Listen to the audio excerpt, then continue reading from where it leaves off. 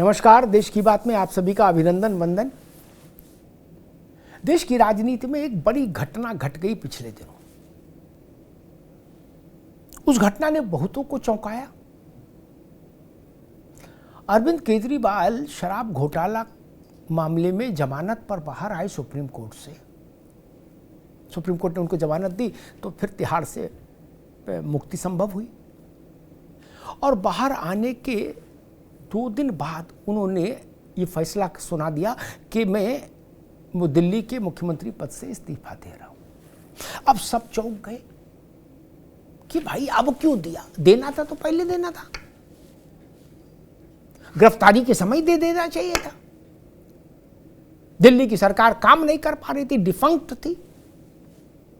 कुछ लोगों ने कहा कि सुप्रीम कोर्ट ने अब बंदिशें लगा दी इसलिए। नहीं, बंदिशें पहले भी थी केजरीवाल पर, यही बंदिशें पहले भी थी। ईडी वाले केस में भी जब जमानत दी थी सुप्रीम कोर्ट ने तो इन्हीं शर्तों के साथ दी थी, जिन शर्तों का उल्लेख सीबीआई की गिरफ्तारी वाले मामले में जमानत देते समय सुप्रीम कोर्ट ने किया है। शर्तें सेम थी। ऐसा थोड़ा कि पहले से इनको जब जमानत दी गई थी तो ये कहा गया था कि नहीं, आप निकलते सीधे चीफ मिनिस्टर के दफ्तर चले जाना और वहां फाइलें जितनी मिले सब पे दस्तखत कर देना। ऐसा नहीं था, प्रतिबंध था। तो क्यों नहीं दिया इस्तीफा? देना चाहिए था। और अब क्यों दिया? सारा रहस्य इसमें उलझाए कि तब क्यों नहीं दिया और अब क्यों दिया। और दूसरा रहस्य जिस पर बड़े बड़े विद्वान दिमाग लगा रहे हैं कि आतिशी को केजरीवाल ने 4 महीने के लिए अपना उत्तराधिकारी क्यों चुना? वाई आतिशी? गहलोत थे और तमाम लोग थे, किसी को भी बना सकते थे। गहलोत तो वो दलित भी थे, नहीं जाट थे। अब जो जिनको बना रहे हैं सरकार में नए मंत्री के रूप में ला रहे हैं अहलावत, वो दलित वर्ग से है, उसको बना सकते थे। सौरभ भारद्वाज, तमाम नाम है। लेकिन केजरीवाल ने सबको नकारा और विधायकों की बैठक में खुद अपने मुंह से नाम लिया कि आतिशी। अब केजरीवाल ने कह दिया, बात खत्म हो गई, बन गई आतिशी का नाम, चला गया लिख के। क्यों? आतिशी का आम आदमी पार्टी में कोई बहुत पुराना वो नहीं। आतिशी को योगेंद्र यादव लेके आए थे आम आदमी पार्टी में, फिर बाद में योगेंद्र यादव की बनी ने उनको निकाल दिया, अरविंद केजरीवाल ने भगा दिया। तो जब भगा दिया तो फिर आतिशी यहीं रह गई पार्टी में। कुछ समय इनका डाउनफॉल रहा कि भाई जो लाए थे वही चले गए। लेकिन आतिशी समझदार थी, तेज थी, शार्प थी, तो फिर वो मनीष सिसोदिया से जुड़ गई। फिर सिसोदिया के मिशन में स्कूल और सब में काम करने लगी और फिर धीरे से उन्होंने शिफ्ट कर लिया अपने को केजरीवाल के साथ। तो फिर वो केजरीवाल की लॉयल कोर टीम में आ गई। और आतिशी ने अपना लॉयलिटी का जो टेस्ट होता है ना, सबसे कड़क टेस्ट, वो आतिशी ने तब दे दिया जब स्वाति मालीवाल का टकराव हुआ और स्वाति मालीवाल ने मुकदमा दर्ज करा दिया अरविंद केजरीवाल के खासम खास विभव के खिलाफ कि इसने हमको मारा पीटा, अब वो जेल चला गया। तो जिस ढंग से स्वाति मालीवाल के खिलाफ मोर्चा खोलने आई आतिशी, उससे केजरीवाल प्रभावित हुए। उनको लगा कि नहीं, यही है राइट चॉइस। क्या? और आतिशी जानती हैं कि जो मुखिया है, जो सरताज है, कैसे माने कि हम लॉयल हैं, उसको कैसे प्रभावित कर सकते हैं। तो 1-2 बार आतिशी जी केजरीवाल जी का उल्लेख करते समय जब कैमरे लगे थे तो थोड़ा आंसू भी और गला अवरुद्ध कर लिया उन्होंने। अब केजरीवाल ने देखा होगा तो उन्होंने कहा होगा, भाई ऐसा तो कोई भी नहीं वफादार नहीं, मेरे लिए रो रहा, आंसू बहा रहा, बताइए। तो जो मेरे लिए आंसू बहाए उसे कुर्सी देंगे, भले ही 4 महीने की। अब इसके पीछे एक तर्क ये है कि अरविंद केजरीवाल को ये लगा होगा कि कुर्सी बड़ी विचित्र चीज है, एक बार किसी को दे दो। ऐसे 1000 उदाहरण हैं। उमा भारती ने जब कुर्सी छोड़ी थी और कहा था जैसे मैं वो झंडा वाले मुकदमे से बरी होके आ जाऊंगी वैसे कुर्सी ले लूंगी, बाबूलाल गौर को कुर्सी दी थी, बाबूलाल ने बाद में ठेंगा दिखा दिया। क्या चंपई सोरेन, हेमंत सोरेन, तो चंपई पर छोड़ी गए पार्टी, इनने कुर्सी छीनी। तो सब उदाहरण हैं देश भर में। गद्दी बड़ी विचित्र चीज है।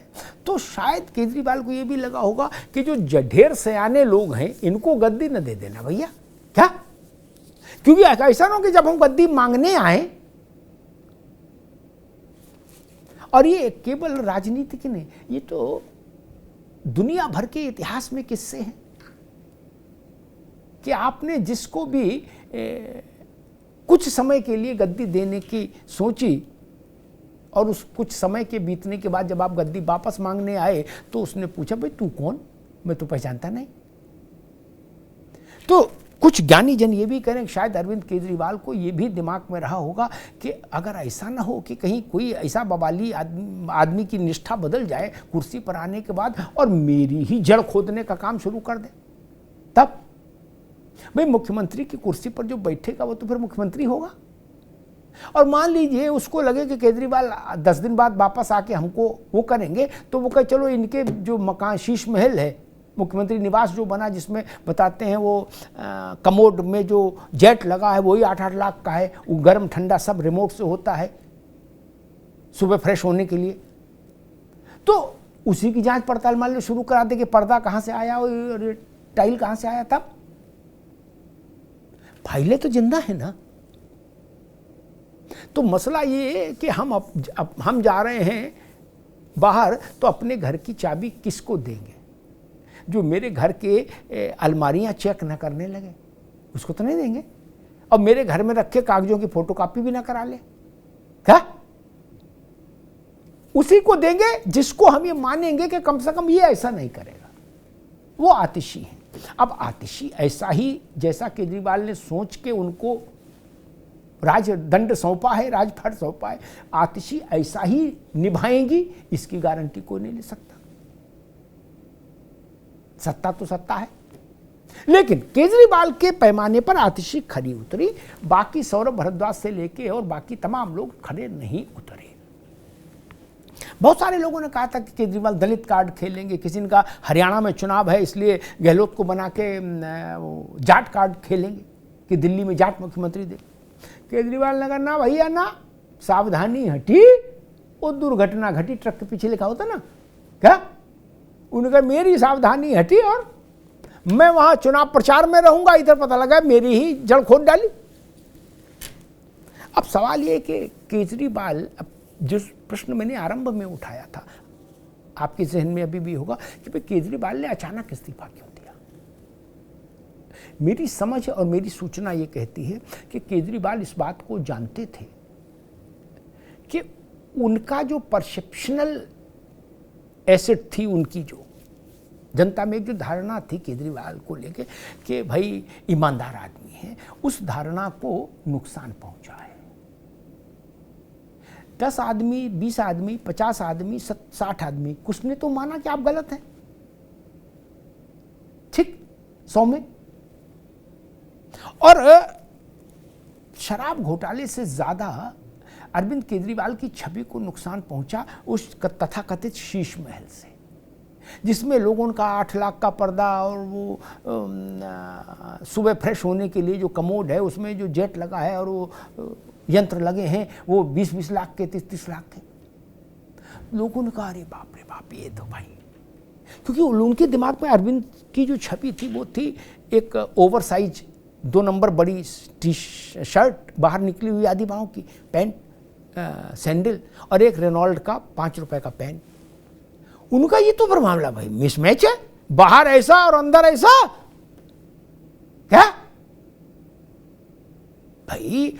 ये तो वैसी बात हो गई कि कांच की सामान्य बोतल में दुनिया की सबसे महंगी शराब भर ली, क्या अब लोग समझ रहे ऐसी है, और है उसके अंदर दुनिया की बेशकीमती शराब। तो केजरीवाल को लगा कि राजनीति तो परसेप्शन का खेल है, नैरेटिव का खेल है, आप सही हैं आप गलत हैं इसके तथ्य न तो आप सबको दे सकते हो, न सब तथ्य जान सकते हैं। आपके बारे में धारणा क्या है, राजनीति में आपकी जय पराजय इससे तय होगी। तो जो धारणा का नुकसान हुआ, परसेप्शन का नुकसान हुआ, उसको ठीक करने के लिए केजरीवाल को लगा कि अब जितने दिन सत्ता चलानी थी चला ली, अगली सत्ता अगर चाहिए, चुनाव भी ठीक से लड़ना है, तो भैया 5 महीने 4 महीने के लिए कमर कस के मैदान में उतरना पड़ेगा। क्या?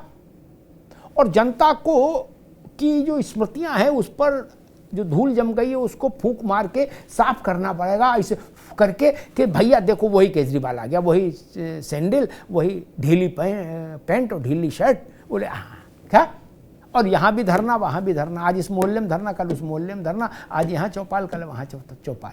क्या? वो जो एक छवि केजरीवाल ने बनाई थी जिससे केजरीवाल आगे आए थे, अब वो इस 4 महीने में चुनाव तक यही करेंगे केजरीवाल जी, जिसको आप कह लीजिए कि आंदोलनकारी केजरीवाल। लेकिन राजनीति 2 और 2 4 नहीं होती हमेशा, कई बार 2 2 16 भी हो जाती है, और कई बार 2 2 0 भी रह जाती है। केजरीवाल को अगर ये लग रहा है कि वो जनता ने 10 साल केजरीवाल के अब तक के राजनीतिक जीवन में जितनी तरह की धारणाएं जनता ने देखी, जितने तरह के कौतुक केजरीवाल के देखे, वो सब केजरीवाल धो देंगे, पलट देंगे, और फिर उनको लगेगा कि नहीं ये अन्ना का देखो ईमानदार शिष्य केजरीवाल आ गया, फिर आंदोलनकारी। ऐसा नहीं होता। गंगा में बहुत पानी बह गया, यमुना में बहुत पानी बह गया। जनता ने आपको राज करते देख लिया ना, आपके पक्ष विपक्ष में एक शार्प डिवीजन हो गया। जब आप अन्ना के मंच से उतरे थे तो आप धवल थे, आप पर कालिख कहीं नहीं थी, तो जनता ने आपको सिरमाथे लिया। अब जब आप जा रहे हो आंदोलनकारी अरविंद बनने के लिए दोबारा से, तो अब तो लोग ये भी जानते हैं भैया खूब सरकार भोग ली, क्या, और जेल भी हुआ है भाई। और जेल किसी ऐसा नहीं कि दिल्ली में किसी गरीब को राहत दिलाने के लिए आपने संघर्ष किया हो इसलिए जेल हो गई हो, नहीं ना। शराब के खेल में जेल गए, असली नकली छोड़िए, खेल तो शराब का है। ऐसा तो नहीं कि दिल्ली में यमुना साफ करने के लिए लगे थे अरविंद जी, हैं, खुद ही उतर गए थे यमुना में और पुलिस ने उठा के बंद कर दिया उनको, ऐसा तो हुआ नहीं। शराब का खेल है, 100 करोड़ 200 करोड़ 500 करोड़, उस बहस में मत पड़िए। लेकिन जनता ये तो जानती है कि शराब का कुछ घोटाला है जिसमें सजा हुई है इनके सारे लोगों को। और जैसे मैंने कहा कि ज़्यादा बड़ी समस्या अरविंद केजरीवाल का बंगला रहा। उसने केजरीवाल की उस बेशकीमती छवि को ध्वस्त कर दिया जिसको आम आदमी पार्टी ने बड़ी मुश्किल से, बड़ी शिद्दत से, बड़े जतन करके बनाया था कि केजरीवाल अन्य राजनेताओं से अलग है। और अरविंद कहते भी थे कि बाकी सब चोर हैं, हमें छोड़, ये भी चोर, वो भी चोर, वो सब चोर हैं, सब मिले हुए हैं जी, केवल हम ईमानदार नहीं। बाकी लोग तो कहते हैं हम ईमानदार हैं, केजरीवाल ने तो नया शब्द गढ़ा था कि हम कट्टर ईमानदार हैं, केवल ईमानदार नहीं, कट्टर ईमानदार, केवल देशभक्त नहीं, कट्टर देशभक्त। तो बंद मुट्ठी लाख की और खुल गई तो खाक की। केजरीवाल के अच्छे बुरे जितने रूप हैं वो जनता ने सब देख लिए। मैं इस पे जजमेंटल नहीं होता कि जनता ने इस पे राय क्या बनाई होगी, वो चुनाव बताएगा। लेकिन एक बात कह के अपनी बात समाप्त करूंगा, वहां से आप सिरा पकड़िएगा। कट्टर देशभक्त, कट्टर ईमानदार के स्वरचित नारे के साथ केजरीवाल और उनकी पार्टी लोकसभा चुनाव में उतरी, कांग्रेस से अलायंस भी हुआ, लेकिन दिल्ली की 7 में से 1 सीट भी आम आदमी पार्टी को नहीं मिली। दिल्ली ने आम आदमी पार्टी का एक भी लोकसभा में सदस्य भेजना गवारा नहीं किया।